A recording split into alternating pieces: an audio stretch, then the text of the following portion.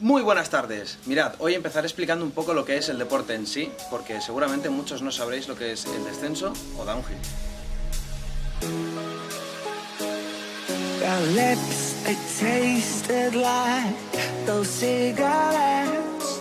Staring at the moon, we'd go to bed. In my arms, you're safe and sound, without a threat. And I can't wait to see what happens next. How far can we get if we sail a little bit high, a little bit low?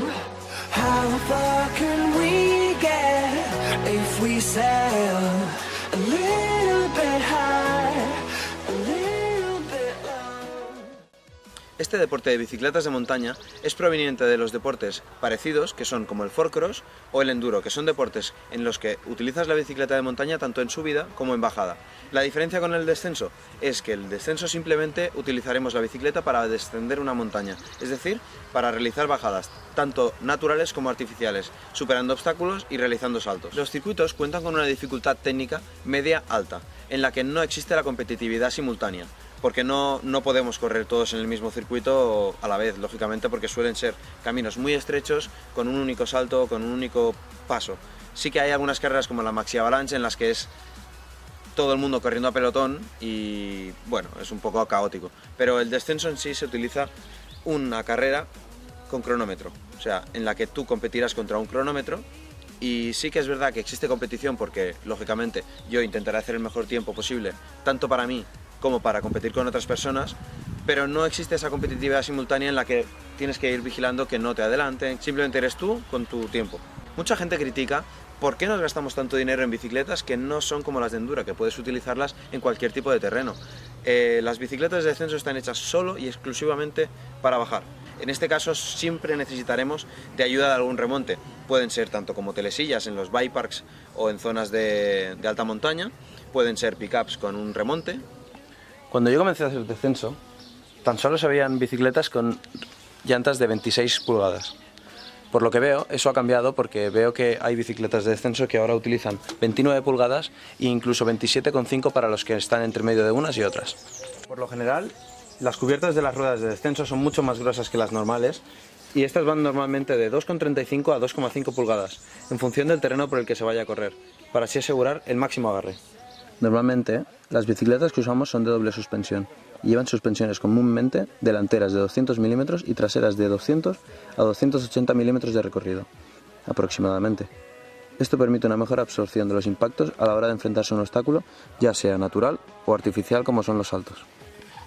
Además de todo esto, las bicicletas de descenso suelen estar hechas el cuadro íntegramente por aluminio, titanio o carbono.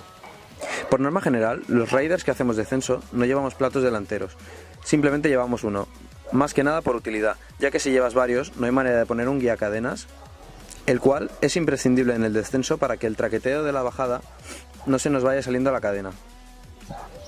A su vez, el desviador trasero acostumbra a ser de pata corta para lo mismo, para que ejerza más tensión en la cadena y así no se nos salga tan fácil. En mi caso yo utilizo los pedales con pinchos, pero hay otras muchas personas que prefieren utilizar los pedales con anclajes, en el cual tú pones el pie y te quedas fijo. Este tipo de pedales automáticos se utilizan con un tipo de zapatilla que se llama Cala. Sin embargo, los pedales como los míos no necesitan ningún calzado en especial. Ahora, sí que es altamente recomendable llevar unas zapatillas con un buen acolchado para la parte delantera de los pies, dado que en descenso por lo general suelen saltar piedras y te pueden hacer daño en los pies. La semana pasada, cuando decidí que iba a hacer este vídeo, cogí la bicicleta, le saqué el polvo y le hice una pequeña revisión, ¿vale? Y me di cuenta de que los discos y los frenos no estaban yendo como deberían. Por lo cual, he decidido comprar discos de freno, pastillas de freno y líquido de freno. Con esto debería bastar para poder dejarla a punto.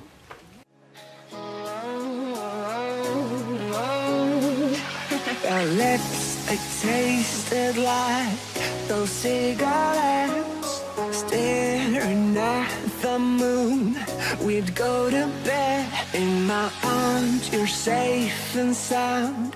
En ocasiones, como es mi caso, incluso llevamos latiguillos metálicos para que no se expandan con el calor de la frenada. Sobre todo los frenos delanteros, que tienen un 70% de la fuerza que se ejerce al frenar.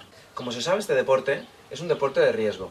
Por lo tanto, necesitaremos unas protecciones adecuadas para poder evitar lesiones. Sería mínimo utilizar el casco integral, el cual nos protegerá la cabeza de impactos y la cara de posibles rascaduras. También nos servirá de sujeción para las gafas, dado que esta tiene unas guías que nos sujetará bien la máscara, como en los cascos de motocross.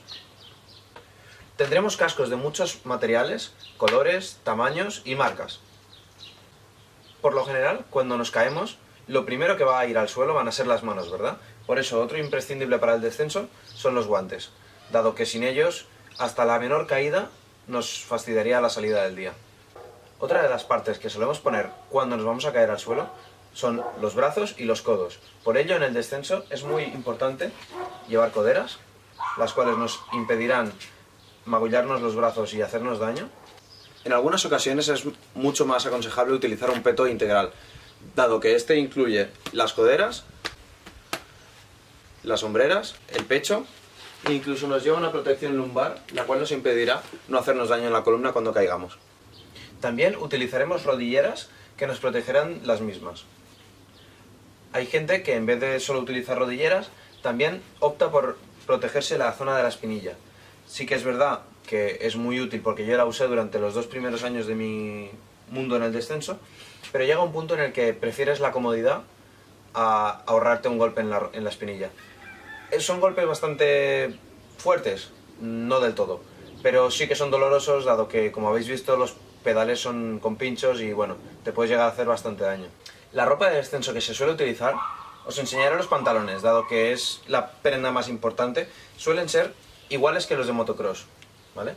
Es un pantalón de alta resistencia, ignífugo, y la marca que más me gusta a mí es esta, que es Troy Lady Sings. También tenemos pantalones de invierno, los cuales son, pues, obviamente largos, y también tienen todas sus protecciones, ignífugos también, y de la misma marca. Creo que vamos a dejar el vídeo aquí por hoy. En el próximo vídeo os traeré más información sobre el descenso y sobre este maravilloso deporte. Solo me queda deciros que os suscribáis al canal si no lo habéis hecho y que gracias por ver el vídeo hasta el final. to be